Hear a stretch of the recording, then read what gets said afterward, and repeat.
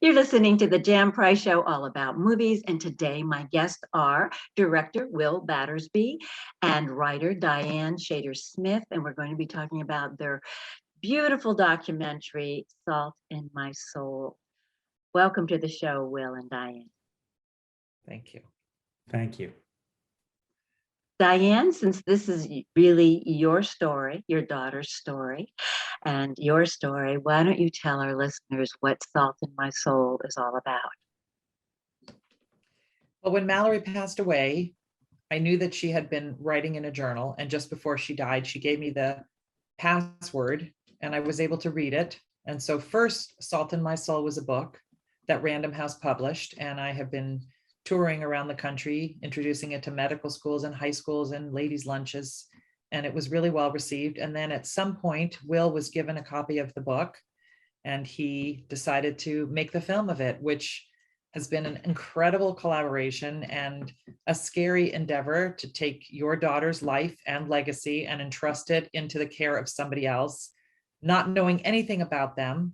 But Will has done a magnificent job of bringing Mallory to life. And the timing is really appropriate because so many things that are happening in the world are relevant to the themes in the book. So that's very exciting.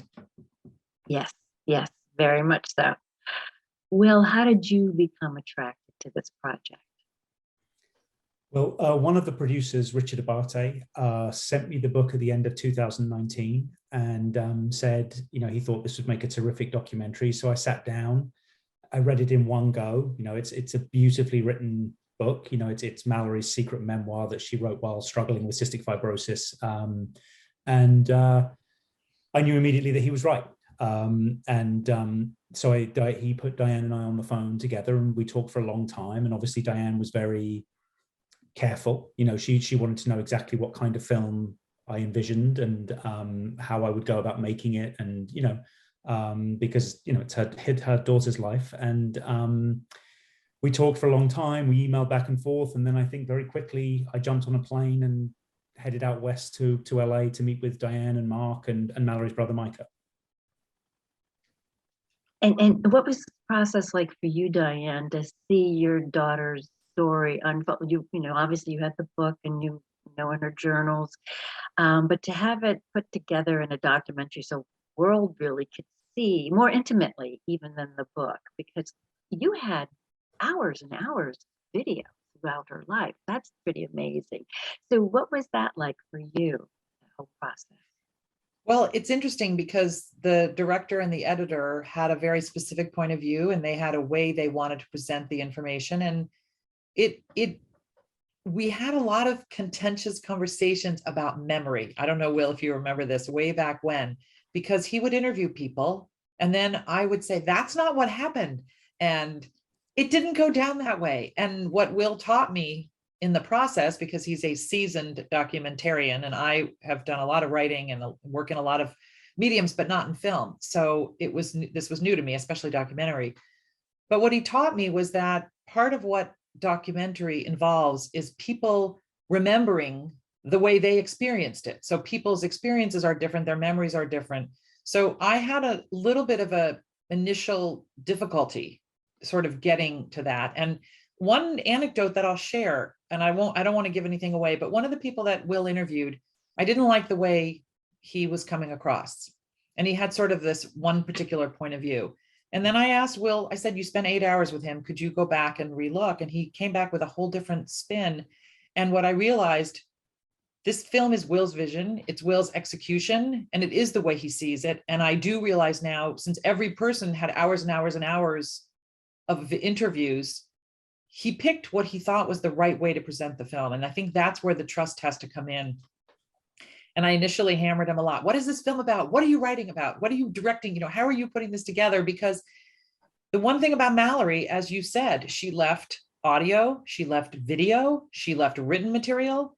And I parented her very closely as a helicopter mom in her life. And I have done the same in her death, with her legacy, with her material.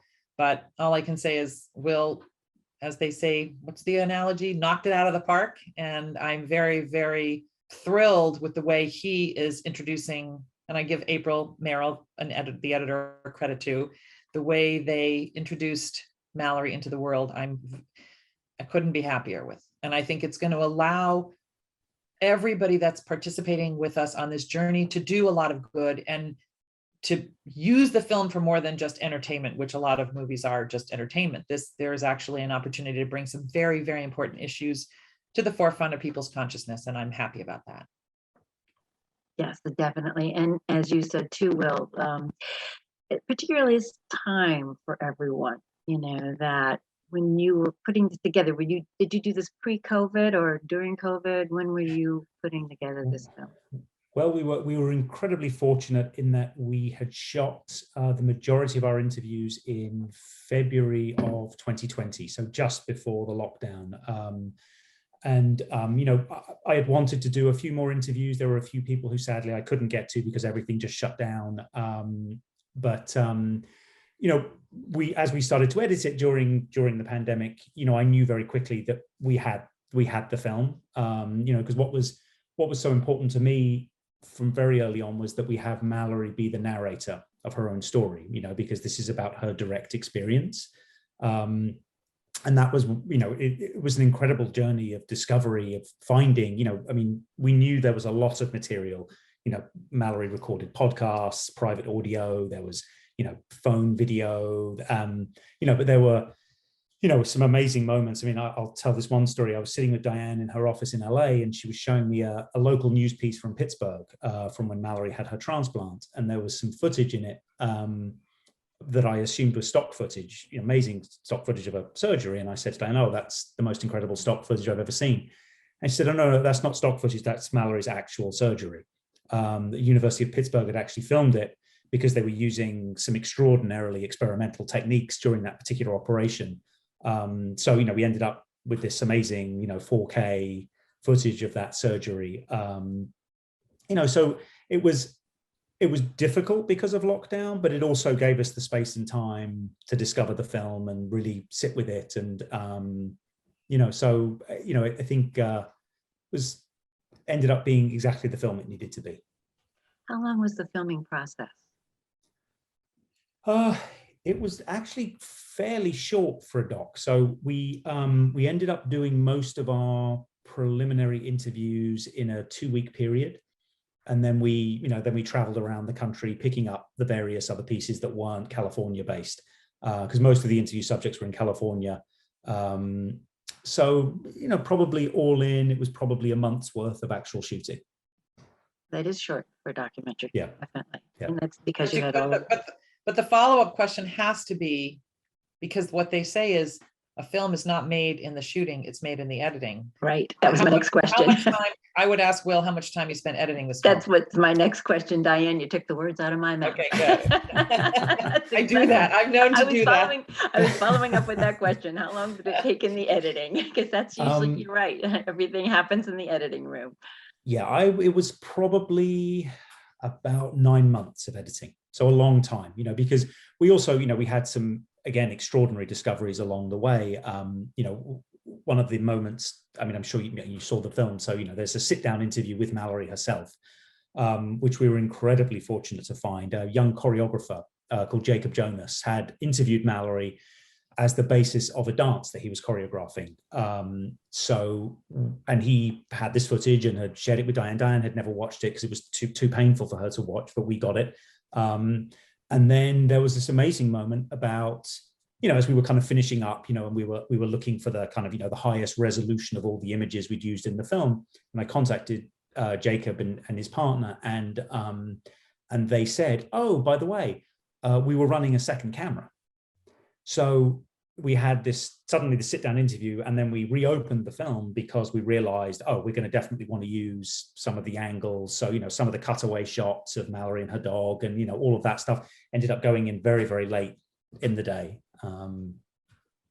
And then, of course, we may have to reopen the film too, because of the end of the film with the, the informational cards, because the technology, that Mallory's case has inspired and the research has already changed since we locked picture. So I would imagine that within sort of 6 months, we'll have to go back in and make some changes to that as well. Diane, how involved were you in the editing process? Were you involved at all? I had a lot of opinions. I'll let Will answer that, but I had a lot of opinions. Yeah. Well, no, it was, what I said to Diane very early on when we were talking before we, finalized the deal for us to make the film was, this was never going to be a kind of gotcha documentary.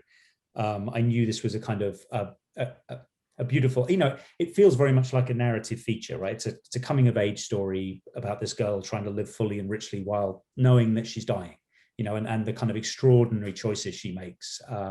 So I wasn't too worried about, really wanting Diane's opinion because it's a portrait of her daughter. And I didn't want to make any fundamental mistakes, so, at key moments, we would share the film and then Diane and I would spend days talking about it, and as she said, she had interesting moments of butting up against other people's memory, and as I said to her, look, these are their memories. We can't change what they remember happening in those moments or who they remember being in rooms and what was said and how it was said. And I hope at least, and it was a very moving experience for me to have Diane be involved because I could also see her, she's a grieving mother, right? Still is grieving and will always be grieving in a certain way. But, I could see a change in her relationship to it. And and an easing somewhat. I felt, I don't know if you agree with this, Diane, an easing somewhat for her. So it was a very unique and special experience actually for me to have Diane involved, and it meant a lot to me. It wasn't about me doing something for her, though that was part of it. I was also getting an immense amount out of it. And it's interesting because first of all, the experience, as he said, got a little bit easier. I think what happened was kind of a combination of things. In the beginning, Will, and I remember saying to him after 2 weeks, oh, you think you have everything, but you'll be back because you don't, how could you possibly know in 2 weeks what it took us a lifetime to learn? And I fully expected him to come back, and then COVID happened. And there were very specific people that I wanted to be in the film that felt imperative to the film. And the truth is, what you learn is nobody's indispensable. And other than Mallory, anybody else could have been left out of the film. And there was other people that could have been, and it would have contributed greatly, but it just didn't work out that way. But really, over time, the reason I sort of softened is because Will got to know me. He got to know Mallory. He got to know the material. He got to know her through other people, not just me. And having that luxury of time, where I do think COVID was very beneficial, it enabled Will to live it. He got to live the story because you have a different experience as time passes and as, rereading passages. I do remember some moments where I said, okay, this is okay. Like this could go this way, but, talk to so-and-so or look at this, or maybe think back about that or so on. And, sometimes I have the luxury of 25 years of experience, right? Will was very new to this, but now after 2 years, I would tell you that I would completely trust Will to go out on the road and tell the whole story. I mean, I have very vivid memories. I swim in the morning, and I swim in memory of Mallory, who liked to swim and used to get mad when she would be on a port or a pick line and couldn't swim. And her friends would say, oh, I don't want to get my hair wet. And so we swim to honor her memory. And I remember I would get out of the pool where I would have been ruminating, and I would call Will, what is this film about? What are you making this film about? Because I wanted to make sure. This was early on. And now I hear him talking about the film. It's like, whoa, wow. And then he will now say something that I haven't thought about, which will lead to something that we're doing that has shown me that he's fully launched. He's a certifiable spokesperson for Mallory, and probably the only other person that I would trust, really, truly the only other person I would trust. Even my husband, I think, is kind of, doesn't pay as close attention to the detail and hasn't immersed himself in the material the way Will has. So he has now earned the right to go out and speak on Mallory's behalf and present a film that he created to the world. So it makes me very happy. And there's been a lot. And I should add, Diane has been trying to get herself cut out of this film since day one. I knew very quickly after meeting Diane, and I'm sure as your viewer, your viewers and listeners will understand, Diane asked one of your follow-up questions for you. Yes. I knew Diane would make a great character in a movie, right? Ultimately, and there is that wonderful, that stuff between Mallory and her, and but Oh, yeah. she saw the film for the first time on the big screen a few weeks ago, called me immediately and said, "You have to cut me out of this film," but I'm not going to. Well, that's what I was going to ask you, Diane. What was your reaction when you finally saw the film in a theater with other people? Well, there's only 3 other people because it was COVID, and it was a Okay. private screening that somebody arranged for us. The interesting thing is that what I have also learned, things I never paid attention to, but I do now: lighting, music. The music, I mean, honestly, the music in the film is one of my favorite parts. One of the things I think makes this film pop. I agree. And when you listen to the trailer, the music pops. Yeah. And those, I had this much input, big zero. I had zero to do with the music. And that's the part where I say Will did an extraordinary job, because he picked music that worked for me, and I'm tough. I'm the keeper and the curator of Mallory's legacy. Really, forget my husband, my son, anybody else. This is my life. It was my life when she was alive, and it's my life now that she's dead. But the music, he nailed it, and it's unbelievable. So I'm very grateful for that. One of the things, I don't know if anybody believes in this, but one of the things that they say is that before we come down here to be a soul on this planet, that we choose our parents. And whether we like them or not, we've chosen them. And I believe Mallory chose you because of your strength. I was hoping I would get through this interview without crying, because I cried so much. Don't you cry or I'll cry. Don't you do it. Yeah, I can't. I can't do it. I'm going to try not to. But I cried so much in this film. And actually, even in preparing for this interview, I was, taking a shower this morning, and I started crying. And I was like, okay, Jen, you cannot do this at all. But you have such strength, such strong inner strength. And that's what you need to have in order to go through what you went through with this extraordinary woman. She is an extraordinary young woman, and the fact that you have been able to honor her with this beautiful, beautiful documentary, plus the book that Salt in My Soul, the book too, for those who would like to read that. It's really beautiful. I want to talk a little bit about your husband and your son. I have a question about your son, because obviously he and Mallory were very, very close. But I have to believe, and I thought about this, being a sibling, when you have a sibling that's ill, and everything has to revolve around her and her illness. Unfortunately, cystic fibrosis is not one of those easy illnesses. And yet he remained close. What was that like for him? Because I would think, he might have gotten a little jealous and a little upset sometimes that his sister was getting all the attention, but that didn't come through in the documentary at all. Was there anything like that between the two of them, Micah and Mallory? I can honestly say, no, there was no jealousy. I would split the question in half. I would say that Micah was an incredible brother to Mallory. I would say Mallory was an incredible sister to Micah. I also think that as parents, we made decisions that a lot of our friends didn't agree with.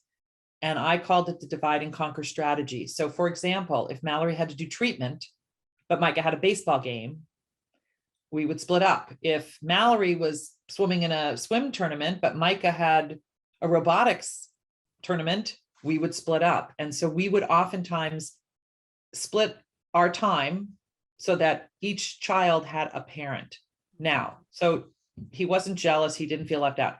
Now, the second half of the question, how did it affect him emotionally? It was horrific. I don't think I understood, you think you're doing everything great. You think you're being the best parent you can be. We did divide and conquer. We made sure Micah got to everything he ever wanted to be part of. But at the end of the day, it is not possible, if you're a caring person, to have a sister watch her suffer and die and not be destroyed by that. You have survivor's guilt. why, Mallory was the perfect child. I know he's often thought, she's the perfect child. Why am I still here when I'm the fuck up? He's a lovely, amazing, and caring soul who is learning to do great things with his life, but he did have to live in her shadow. And I do see that now. And I think that ultimately he is a kinder, more compassionate and caring person. He has a fabulous, lovely girlfriend who we adore. And she tells me all the time how much she loves him, which makes me very happy. But it's been a hard journey for him. And there is that unaffected sibling syndrome, which is real. It's real. Don't let anybody ever pretend it's not. But that doesn't mean that there's anything, if I, what would I have done differently? I would have loved for my daughter not to die. I would have gotten her this treatment sooner, but. And I would just like to add, if you're fans of the music in the film, Micah actually, I asked him, he composed a piece of music that's in the film. He did. Wow. Yeah. Amazing. Yeah, there's the scene where Diane is looking at the childhood photos on the floor of her office. That piece of music is Micah's, and it's actually, I used it in the trailer as well. He's an incredibly talented guy. So. Beautiful, beautiful. That's good. Wonderful to hear that, know that too. That's what, this show is about, enriching your experience when you watch a film. So when people go to watch the film, they will know these little details and look for them when they're watching it. So let's talk about your extraordinary husband also, because, he was, the two of you were definitely a team, and in how you worked together, but he was relentless in his pursuit to find a cure. Can you talk a little bit about your wonderful husband, Mike? Yeah, he's an amazing dad, an amazing husband. And early on, I said to him, I will take charge of fundraising and social and medical appointments, but I don't want to put myself into the research. I just didn't want to do it. It was too much and not my expertise. He's a real true intellectual. He was a nuclear engineering undergrad. He has a Harvard Law degree. He's a brilliant thinker, and he likes that stuff. So we had an easy division of labor there. I have a very deep regret that when he brought up phage therapy to Mallory and me initially, neither one of us thought it would happen in time, and I didn't pay any attention to it. And I have my deep regrets for that. He pushed up against a lot of closed doors. He ultimately was successful in getting it for her. And you'll hear in the film, you may remember, he mentions pig's lungs, which will at some point be viable, but not in Mallory. It wasn't anywhere close enough for Mallory's lifetime, and we're still not there yet. But now, when she passed away, he said, I couldn't save my daughter, but I want to save other lives. And he introduced the idea of phage therapy to the Cystic Fibrosis Foundation, because that's a population of approximately 30,000 who at some point their lungs will give out. And his vision was to treat kids with CF with phage therapy before their lungs gave out, so they wouldn't need a transplant, because transplant is fraught with all kinds of problems. And I was very worried when Mallory died that Mark was going to kind of go off on a limb and, just quit his job to travel the country to try to get phage therapy. And we talked about it for a long time. I didn't think that would be good for him, because I knew what he needed to do was go back to work, heal himself. Women heal differently than men. And so I told him that I would carry the baton, and I have been the amplifier with the megaphone. And part of why I wanted to get the documentary made was, and I told Will this early on, I want Mark's place, along with Stephanie Strathdee and the different players involved, to be recorded in history. Unfortunately, Ben Chan, who's one of the original guys who was doing research and work with this, he didn't get to be interviewed because of COVID, but I really wanted, and Dr. Chip Schooley to be acknowledged, the people who, and Dr. Joe Paluski at UPMC, who said yes. I mean, there are very specific people who paved the way for others who will benefit and will live. And so that's the legacy that Mark wanted for himself. And I think he now can ensure that that legacy has been established. Yeah, definitely. And what a wonderful gift from all of this too. Will, what did you learn? We only have like a few seconds left. For you, what did you learn from putting together this documentary that you didn't expect that you would learn or grow, or any revelations that came from doing this documentary? Yes, there were a lot, and I think actually, Mallory's message is a very simple message, right? And I think it's, you know, and it was very poignant during the pandemic, you know, where a lot of us lost loved ones, you know, which is to really, you know, live simply, love as much as you possibly can, you know, engage with the world. You know, I mean, that was the extraordinary thing about Mallory. You know, she could have really turned inward, but she chose to turn outward, you know, towards environmentalism. And, you know, I think, you know, the sort of the mental health component, you know, the sort of, I would say the one mistake Mallory made was that she didn't share everything, you know, with her friends that they would have wanted her to share, you know, the difficulties. So, you know, I was thinking about that a lot while making this. But yeah, I think get out there, create, embrace the world, and love the people around you. What a great message. What a great message. Where can people see Salt in My Soul? Well, so the film is being released in theaters in LA and New York on January 21st. It will then be released digitally on iTunes, Apple, Amazon, in 50 countries around the world, including United States, on January 25th. And they can go to our website, which is saltinmysouldoc.com.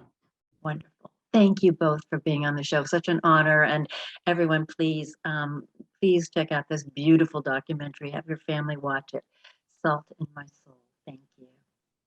If you have missed any of the Jan Price shows all about movies, you can go to my website, thejanpriceshow.com, and all the shows are archived there. Or you can listen to the show wherever you listen to your favorite podcast, the iHeart Podcast Network, Apple, Spotify, Google, you name it, we are there. Also, you can go to our new YouTube channel and please subscribe and like it. And you can follow us on Instagram and Twitter at The Jan Price Show. Thank you all for listening.